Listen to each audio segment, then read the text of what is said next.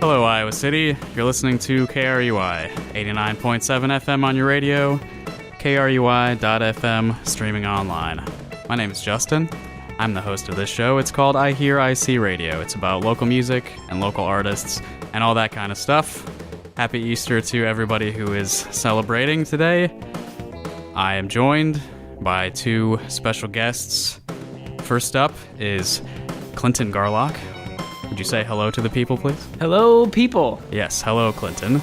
And next to him, we've got Max Bills. Hi, I'm Max. I play the drums. Yeah, welcome to the studio, guys. You are in a band, correct? Indeed. You know it. Yeah, and what's the name of that band? Rubbur? R-U-B-B-U-R. That's right, you are in the band Rubbur.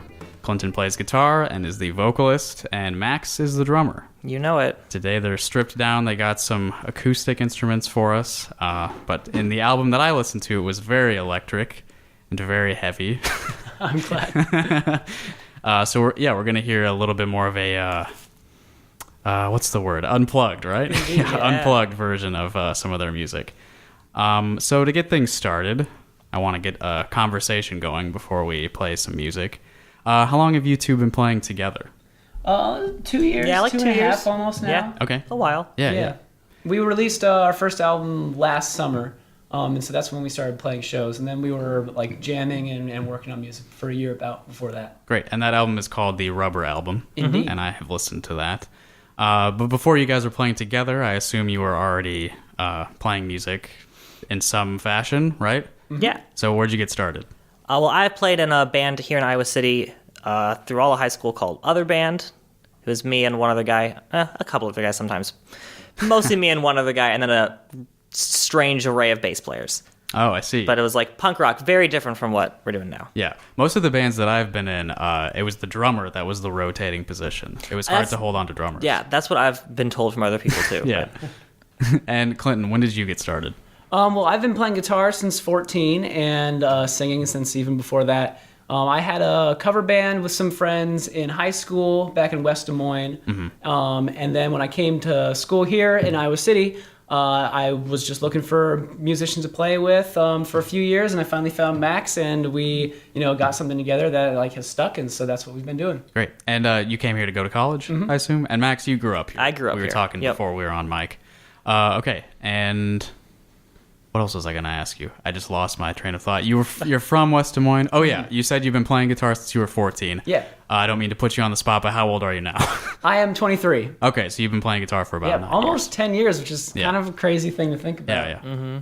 And Max, when did you start? I started playing when I was probably like 13 or 14, and I'm 22. Okay. So yeah, you've About been the same playing time. around the same length of time. So you're equally skilled, obviously. I would hope so.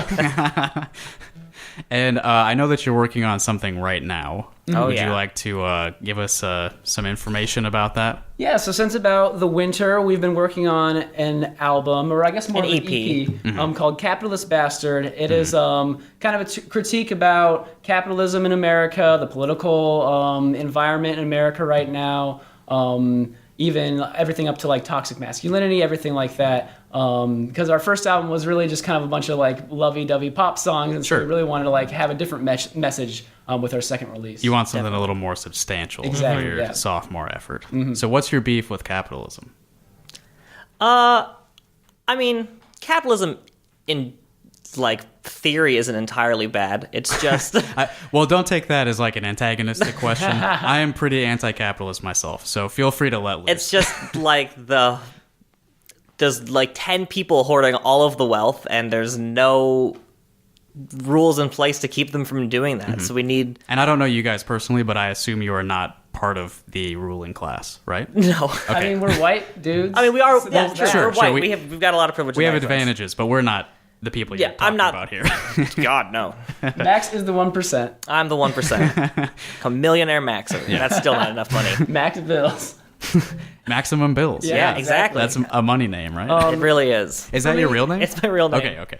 For me, it's not necessarily capitalism itself. It's more of some of the effects that we're seeing of it right now, where mass wealth inequality, even to like mass incarceration. In the U.S., which is I think classically seen as like a very capitalist country, focused on like free markets, has the highest the prison population in the world. And that's kind of crazy from a country that says it's all about freedom. Right. And, there's other things, of course, that capitalism, has other problems that capitalism has caused, or at least indirectly caused in this country. Like as well. this entire administration. Oh yeah, we have a 1%er billionaire, running I'm not necessarily and the whole running the cabinet country. too. And everybody involved. Yeah. Right on. It's ridiculous. So how are you channeling those concerns into your music on this EP? Talking about them directly. Not a very subtle EP. Right. So it's not like metaphor. You're just like straight up talking about this. Yeah, stuff. there's one of the songs is I Hate Donald Trump. We're actually working on a music video for that one. I see. Not subtle, very directly about how much we do not like Donald Trump. Mm-hmm. And speaking about Donald Trump, I have a journalism degree from the university. That's what I came to school here for. And just especially besides Donald Trump, and everything else he's done, the fact that he attacks the media so heavily and with so little reason to do so, really kind of grinds my gears. I guess is kind of part of my beef with him, and it's also kind of what leads me to writing these songs that are so pointed and so not narrow in their scope, but we're not trying to be generalizing here. We're trying to saying this is specifically a problem, and we're not okay with that. Yeah, I like that. Yeah, this is what's bothering me, and I'm going to talk to you about it directly. Yeah. Well, maybe we should hear an example of that. I don't want to talk too long about what it is without actually hearing it. Do you want to play one of those songs now? We'll play I Hate Donald Trump. Yeah, you've got your guitar and really quick. you've got a drum. So this song is I Hate Donald Trump. Indeed. Okay, so you're very directly criticizing a president that you do not approve of. Mm-hmm. Correct. All right. 1, 2, 3, 4. I hate Donald Trump. He's a lying, cheating con man. No one should have listened to him, 'cause he's a power-hungry racist villain. And I wish that this wasn't the case, 'cause he's the president of the United States, but he's corrupt and incompetent, and I can't read the news for more than 5 seconds before wanting to kick him out of office and see him behind bars, 'cause he's hurt so many people, and every day he hurts so many more. I wish he had never been born.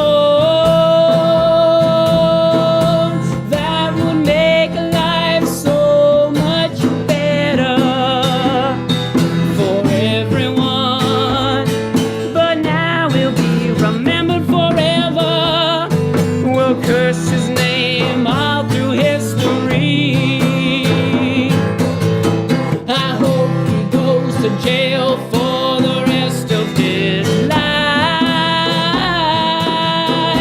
for colluding with the Russian government, sexually assaulting dozens of women, obstruction of justice, and promoting white supremacy.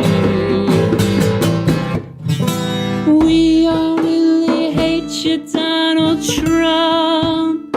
Anyone who still supports you is a chump, 'cause you're a lying millionaire who doesn't care. And it's so painfully obvious and clear why we hate you. You're a terrible president, a horrible, pathetic person. Just get out of our country, 'cause every moment since your inauguration, you've made America worse than it was before. The only way to make America great again is to get you out of office and into jail. So I hate Donald Trump. He's a lying, cheating con man. No one should have listened to him, 'cause he's a power-hungry racist villain.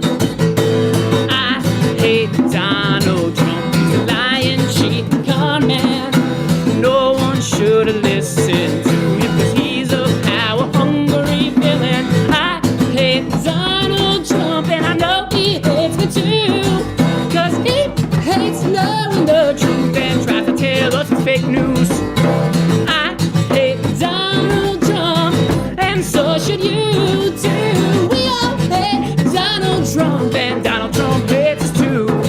I hate Donald Trump, oh I hate Donald Trump, oh I hate Donald Trump, oh I hate Donald Trump. Hate Donald Trump, oh I hate Donald Trump, oh I hate Donald Trump, oh I hate Donald Trump. Hate Donald Trump, oh I hate Donald Trump, oh I hate Donald Trump, oh I hate Donald Trump. Hate Donald Trump, oh I hate Donald Trump. And the only good thing he can do is resign. And that's I hate Donald Trump. There we go. That was Rubbur playing one of their new songs, I Hate Donald Trump. You guys play live a lot? Yeah, we do. We haven't been playing live since. What'd you say? Not as often as we'd like. That's I just love playing shows. So Sure. We both do, and it's kind of like one of the biggest drivers of our music. But we haven't been playing any shows since we started working on this album. Okay, yeah. I was wondering if you had played this song in front of an audience. We have, yeah. A couple of times, yeah. How did it go? People seem to like Yeah, it. people definitely seem to like it. Where was it? Like, what kind of audience was this? We played this at. We played it at PS1 Yeah, we once. played at PS1. We played it at Gabe's a couple times. Yeah. What was that place that was the upstairs? What was it called? I can't remember. The garden room or something like that. Oh, yeah, that was... Oh, yeah, the Garden Club. Over on Washington, right? Yep. Yeah? Okay, great. And before you were working on this, were you playing live more often? Yeah, so as soon as once we released the Rubbur album, we had a few shows lined up, and also some more kind of shows came to us as well. And so we were playing like pretty much every week on average for a few months, and then we started to work on this album. And so that's when, also, it's tough to practice when it's so cold out and everything like that. Sure.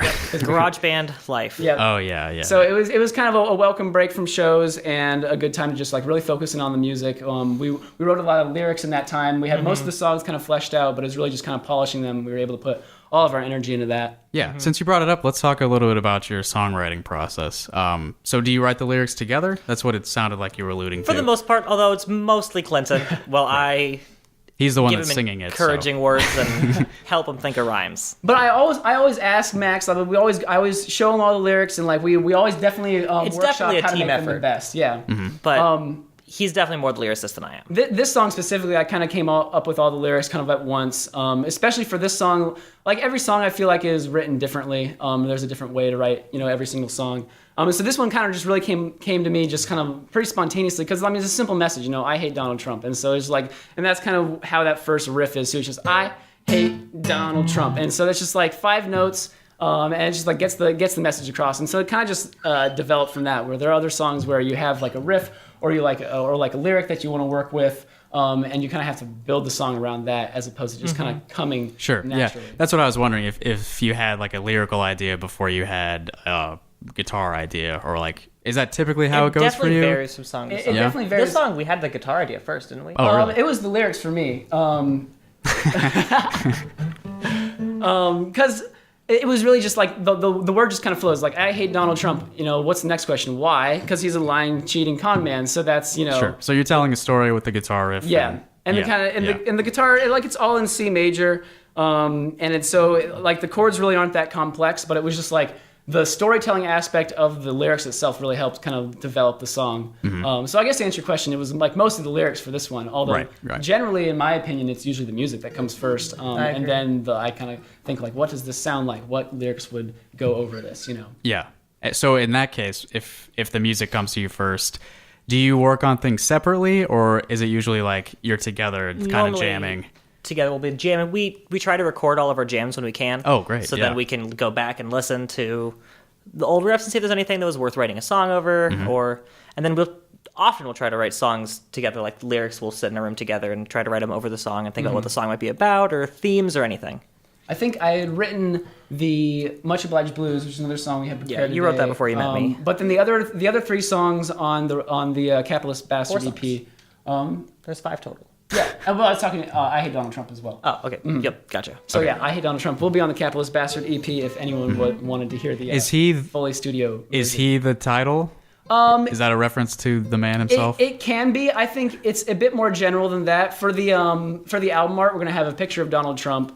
And so I think that's like the direct reference, but it's definitely talking more about people in wealthy positions of power in general, and that we kind of get into that with the song itself, "Capitalist Bastard." Right, and I do have a recording of the title track, so we can explore that sometime while we're here today. Well, I was gonna say "Capitalist Bastard" and a lot of the other songs that are on the EP.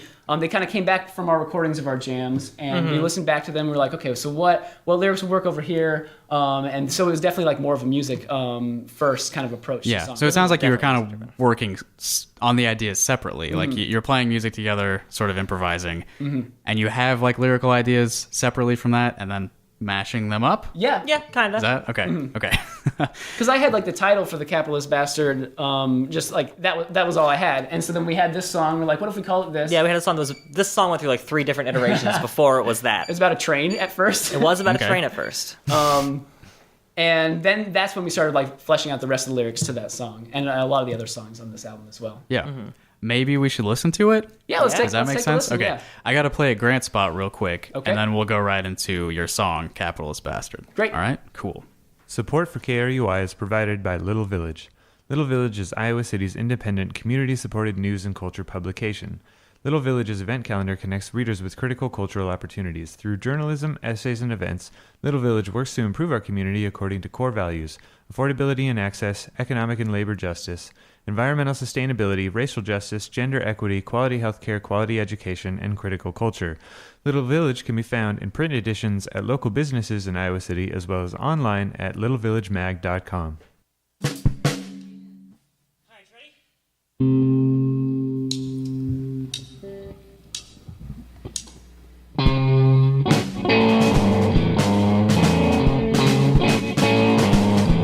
We sail out with our gods and weapons to conquer the world every name and west.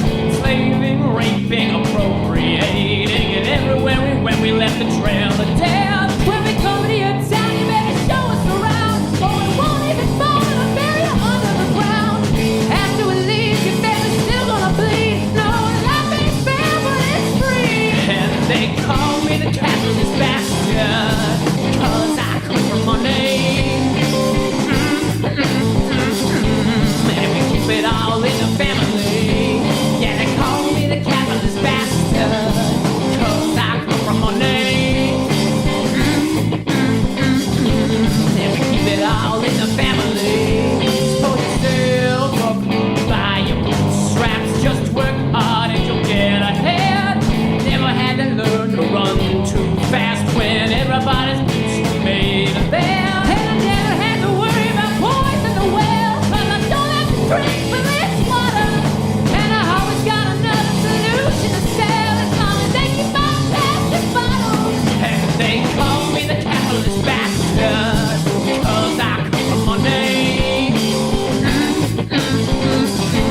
And we keep it all in the family. Yeah, they call me the capitalist bastard, 'cause I come from money.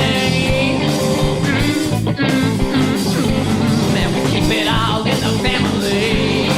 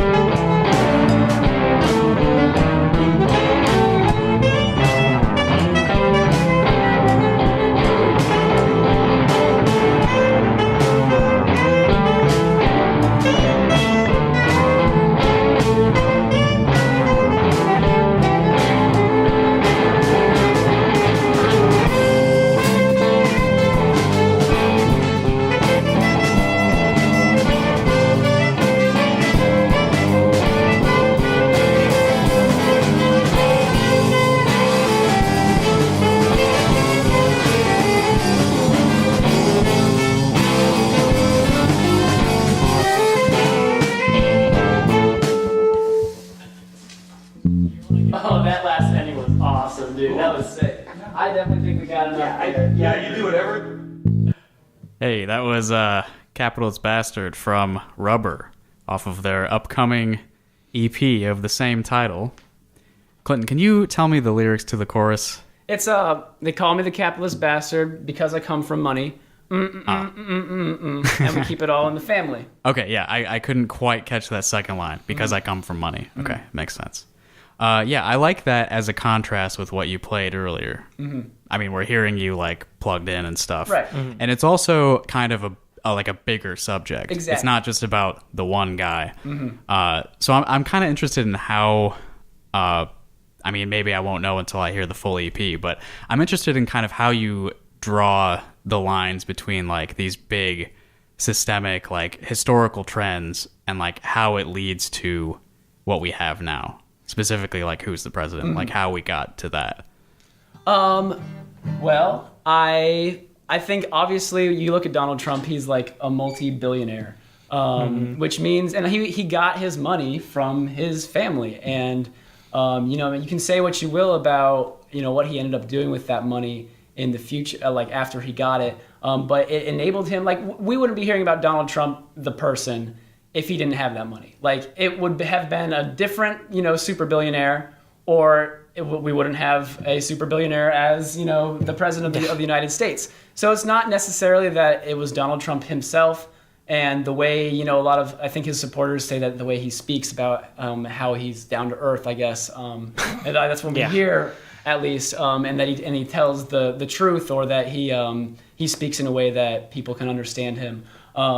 It's not any of that, even if that was true.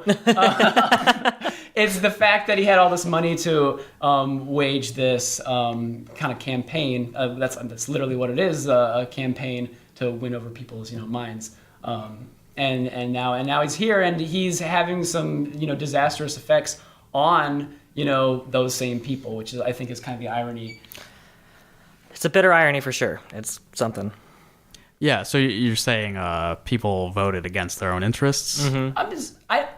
I think interest is That's kind what of a I'm loaded saying. word, because people are interested in things in different at different times. I guess I'm thinking specifically of like our material interests.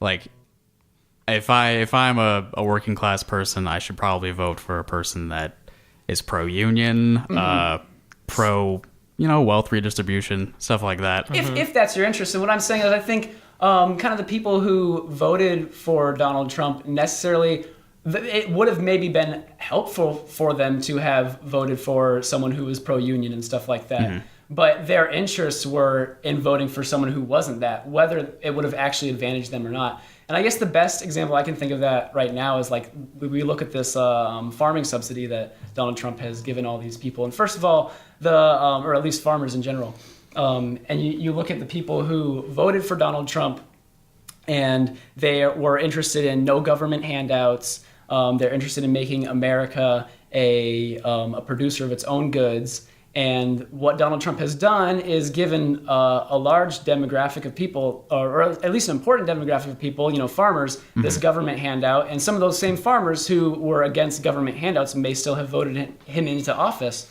And what I think their interests aren't necessarily aligned with their interests in the future, or necessarily aligned with what they actually think is good for them. So, this EP you're working on, it's all kind of like this. All the lyrics are very... Some are a little more subtle. Coyote runs a little more subtle. Coyote runs a little bit more subtle. Sure. The point I'm getting at is that the lyrics that you have on what you're working on now are very real, like big political subjects, statements, whereas what you'd been working on previously was maybe not quite as serious, a little bit more personal, I think maybe. it was serious. It was definitely more personal. I think. Yeah, not quite as like big structural I would also say that observations. in general, we tend to have kind of like a looser, silly vibe about ourselves, like as people and as musicians.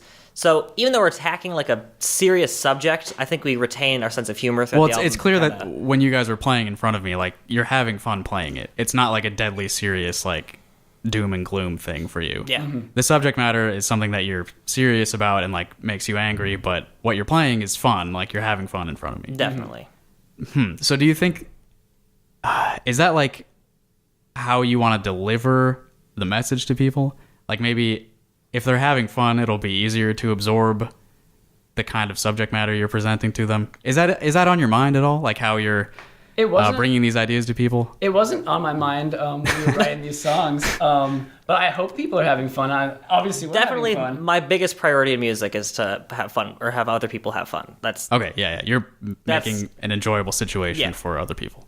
But we also want people to not necessarily question what they believe, but to like have some sort of intellectual connection, or maybe even moral connection with our music, as well to just, it's sounding good, it's sounding cool, you're having fun with it, but also realize that the music is more than just about the music itself, but it's also about society, because we need to be in a society to create this kind of music. Right. Yeah, art reflects its surroundings. Yeah.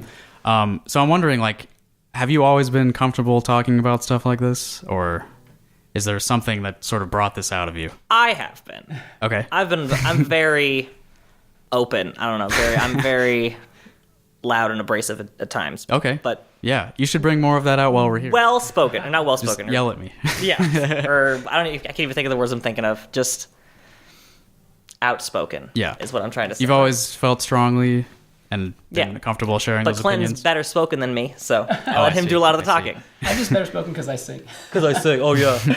Yeah. I guess, like, were you, like, politically involved as kids, like in high school, anything like that? Not really. I think when I moved here, I did some work for. I canvassed for one of the Democratic. I think it was a Senate election.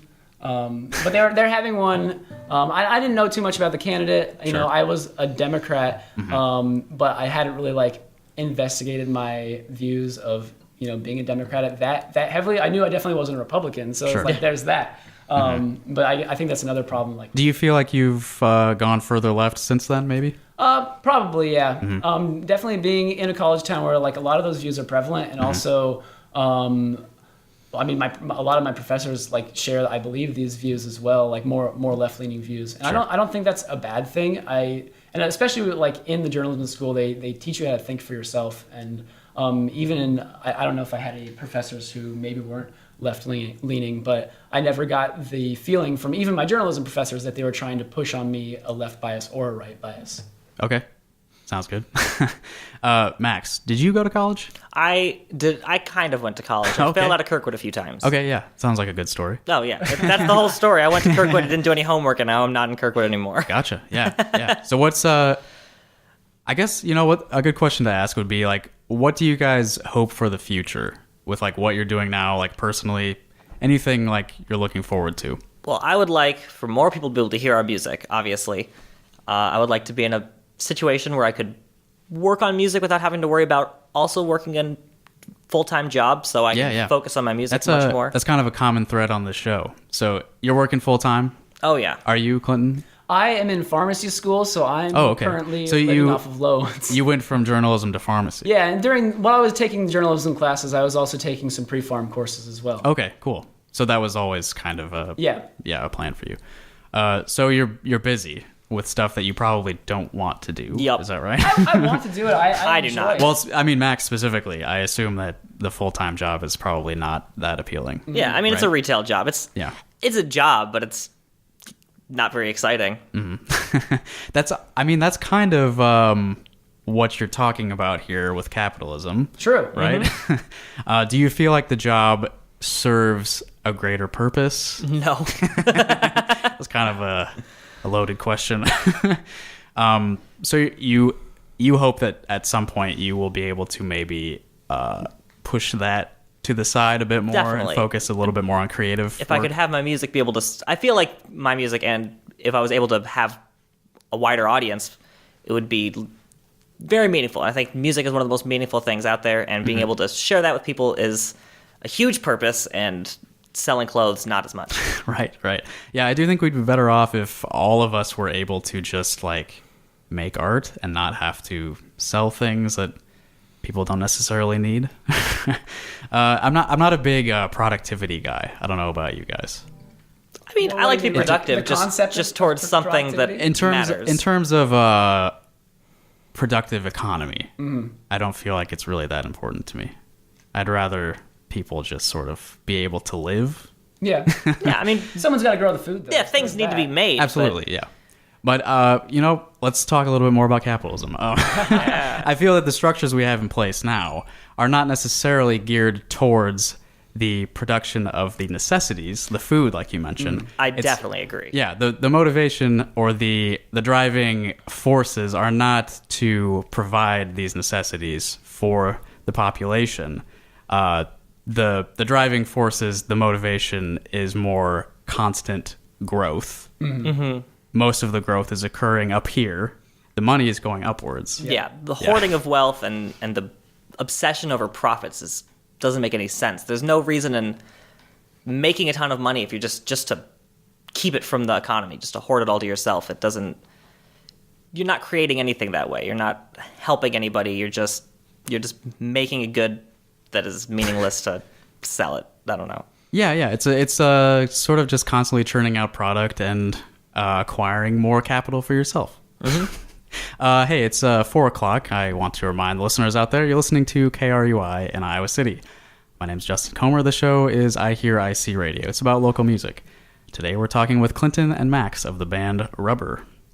And you guys have more live music you'd like to play in the studio? We could do it. Oh, yeah. So this is another song that'll be on the EP. This is our probably least pointed song, specifically directed at capitalism. It's a blues song, kind of loosely based on Robert Johnson. His song Crossroads Blues. Yeah, Crossroads Oh, Blues. yeah, a classic. Yeah, of course. And so, obviously, this song can work without like kind of a social analysis, but you can definitely hear that there's definitely like the themes of greed and other things that apply with capitalism. Okay, And, so it sounds like this one's maybe a little bit less direct. yeah, indeed. Much less direct. Cool. And I guess perhaps more personal if that's the kind of contrast you were making earlier between like personal and like social. Sure. Yeah. Feel free to dismiss any of the analysis that I put upon your music. Just got to find stuff to talk about, you know? That's right. All right, what's the name of the song? The Much Obliged Blues. Great, let's hear it. 1, 2, 3, 4, 5, 6.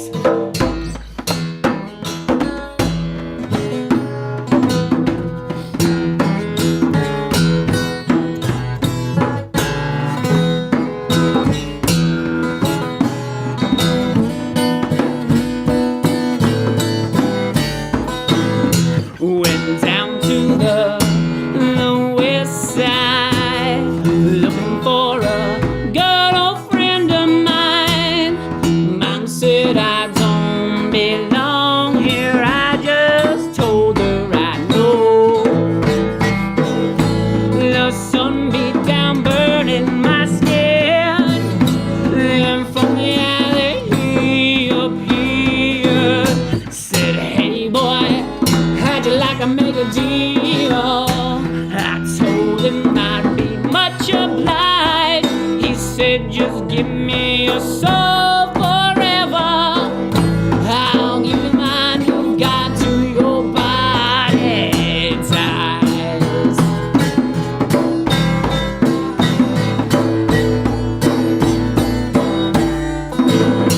With a snap of his fingers and locked his briefcase in a puff of smoke, produced the contract. The letters are the logo color.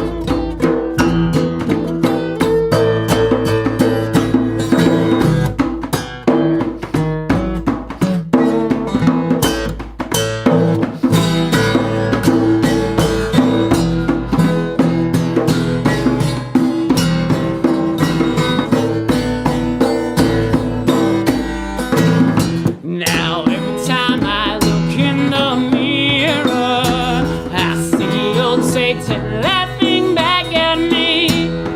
In my past, in my future, even in my grave. But I don't regret a thing. Just let me make good I sing.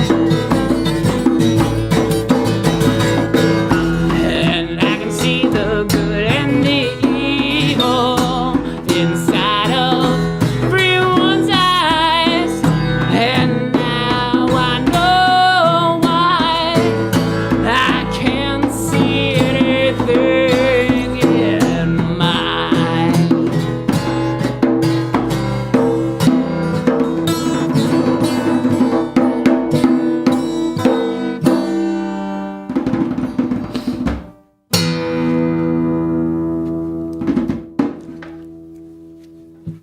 That was Rubber with Much Obliged Blues. Indeed. Yeah, I definitely got the Crossroads vibe off that, selling your soul and all that. Yeah, very subtle. Right, definitely a take on the old classic. Hey, I hate to change the subject so quickly, but I forgot to ask you something after we listened to Capitalist Bastard. Who was playing the horns on that track?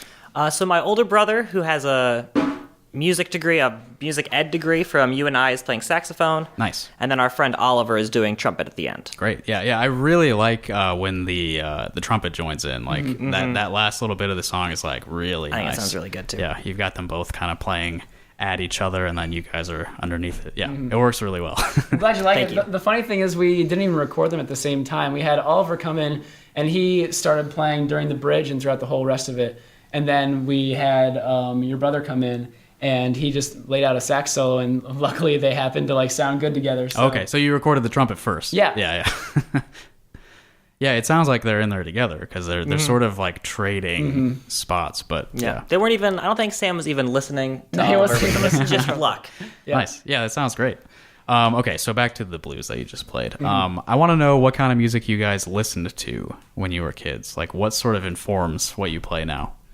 Well, for that song specifically, I remember when I was a kid, I was like 15 or 16, and I just got home one day, and Robert Johnson's Complete Works, like 2 full CDs of it, was just on my desk for some reason. And I was Nice. like, what the heck is this? And I asked my mom and my dad if they had put it up there. They had no idea what I was talking about. And so I listened to it for a bit, and then when I went to school the next day, I realized that it was my friend who I was in the cover band with, who played bass in that cover band, had just dropped it off at my house because he knew I was interested in the blues, but hadn't like heard of Robert Johnson yet. And I was like big into Jimi Hendrix and kind of electric blues players. And he just kind of dropped this CD on me, and I was like, wow, this is just how music should be. It was just like so good. Like the guitar work was so good, his voice is just so good, and the lyrics, and it's just like everything was just so perfect. Yeah, he's an extremely like real artist. Robert Johnson's Yeah, awesome. like he embodied what he was doing. It's perfect. Yeah. What kind of music were you into? As a I kid? was into almost exclusively punk rock when Okay. I was in high school and like junior high even. And then right out of high school, I got into hip hop really hard. And then now I'm just kind of in like a weird rock and jazz phase, sort of. Cool. Give me some specifics. What kind of punk were you into? I like the Queers a lot. I like Screeching Weasel. I like the Ramones, the Descendants, that kind of punk, like really like 90s skate punk style normally. Yeah, and Teenage then Bottle Rocket. when you got into hip hop, what were you into then? The first hip hop album I ever really super got into was Low End Theory by Tribe Called Quest, which is just a freaking masterpiece. That album is just awesome. Yeah. I like Nas a lot, like 90s hip hop also. I guess my music's stuck in the 90s, which is weird because I was 4. You're a little young for that. Yeah. But yeah, a lot of 90s hip hop too. I mean, there's some early 2000s hip hop. Like I like Talib Kweli a lot. I like The Roots a ton. That's probably my favorite group at the moment. Yeah, they're very accessible. The Roots I think are if you are not into rap, you should check out The Roots. Yeah. Yeah, they're very. Agreed. I think anyone could get into that. It's just such good musicianship and just such good lyrics, and it's clever and it's fun and it's jazzy and it's funky. It's just awesome. The Roots are awesome. Plus, they're on TV, so Plus, they're on TV every single night. your parents probably know them. Yeah, I know my mom does. Every time I'm like, oh man, this song by The Roots. She's like, oh, the guys from the Jimmy Kimmel show. I think Jimmy Fallon. I think they're on Fallon. Yeah, I never watch any of Me that. Yeah. But I know they're on there. Okay, and then this will be directed to both of you. What do you listen to now?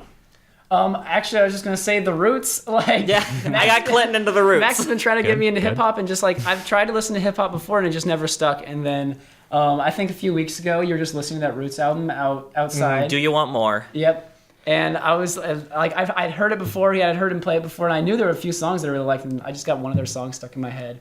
And then I ended up just listening to it on my own time, like a few days later, and it was just like, wow, this is awesome. So hopefully I'll be listening to more hip hop now that you've kind of discovered the gateway for me here. And I've just been listening to a lot of kind of jazz and stuff over the last couple of years. I'm trying to think of any like big rock artists that I've really grown to like lately. I really like the Humphreys McGee. I've seen them live a few times. I don't know them. They're like a jam band, which I think is pretty Okay. good. And then I don't know if you would consider St. Vincent rock or pop, but she definitely kind of has that kind of like whole guitar goddess, rock star vibe about her. Sure. And yeah. I don't really know her music either, but I'm aware of her. I gotcha. Yeah. She's a great guitar player. It's ridiculous. I've listened to a lot of Richard Thompson, the guitar player. He's awesome. He's so awesome. I don't know him. Well, he's like one of the first electric folk players. He's super cool. good. Yeah. Super good. Sounds good. I'm listening to Nick Cave and the Bad Seeds. Yep. I've listened to a lot of, not a lot of, but a reasonable amount of Tom Waits also. Oh, yeah. I can hear, compared to the first song, I can hear you getting into a little bit of a Tom Waits mode Oh, with yeah. your voice. No, I love me some It's Tom a Waits. little dirtier, yeah. You both mentioned jazz. Any jazz that you really get into?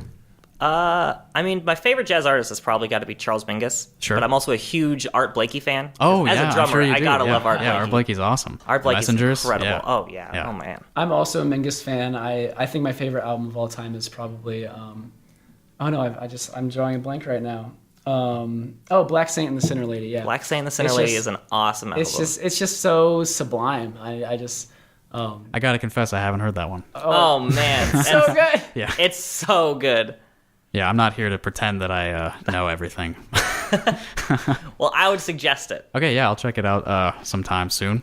Let's see. I'm going to play a PSA real quick. Okay. And then maybe I'll play this other track I have here Absolutely. from your Capitalist Bastard demo recordings. This one's called Coyote Run. Yep. Or would you prefer me to pronounce it differently? Is coyote okay? Yeah. Is that not how it's pronounced? No, I think that's right. I've just heard people say people say, coyote. yeah, I've heard Yeah. people say I that. see. Yeah, I just don't know if it matters for your title. What can you tell me about the song before we play it, though? Well, I suppose you could technically pronounce it differently. So, kind of this is more along the lines of like the critiques on like Donald Trump specifically here.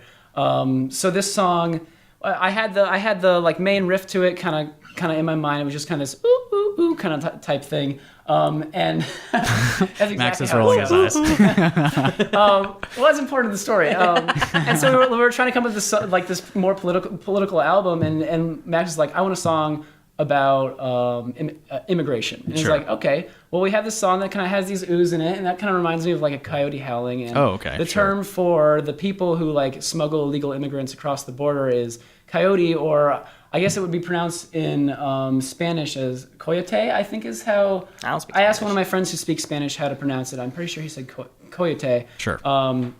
And so it's a song from the viewpoint of one of these coyotes, talking about like what the person they're ferrying across the border is going to like experience when they come here, and kind of the I guess oppression, like to just state it bluntly, but also like how scared they are for them, but also like they chose this, and Yeah, that's- like it must be coming from something really bad. Yeah. If this is the best option. Right on. Yeah. And so I feel like that's a pretty direct like reference to like Donald Trump's specific like foreign policy, That's a big part of his his platform. deal. Yeah. Okay, so I'm going to play a PSA real quick, and then we'll hear Coyote Run. All right. Oh, hi. Right now, I'm getting a remarkably heartfelt bear hug from Smokey Bear. Thanks, big guy. Now, if you could let me down.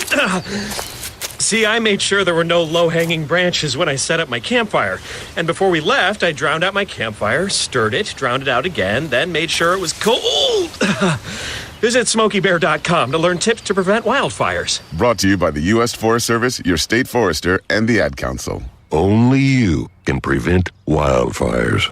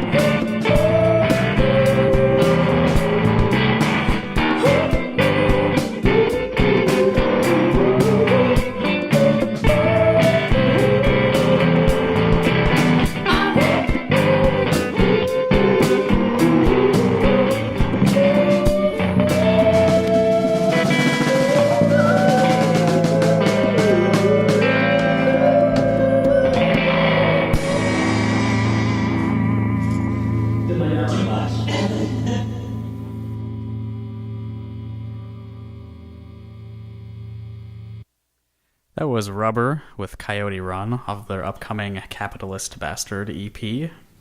Yeah, so that's about immigration, huh? Mm-hmm. How do you guys feel about immigration in general? I think it's great. Yeah, I'm very in favor of immigration. Like, I know Yeah. you Come on over. I mentioned that you aren't a big productivity guy, but like Sure. objectively, immigrants, illegal or not, add to the predicted productivity of a country. Like, it's only in our best interest to accept as many people who want to work as possible. Yeah, maybe I should clarify. I'm not against all production, just to be clear. I just don't think that should be a priority over living standards for human beings.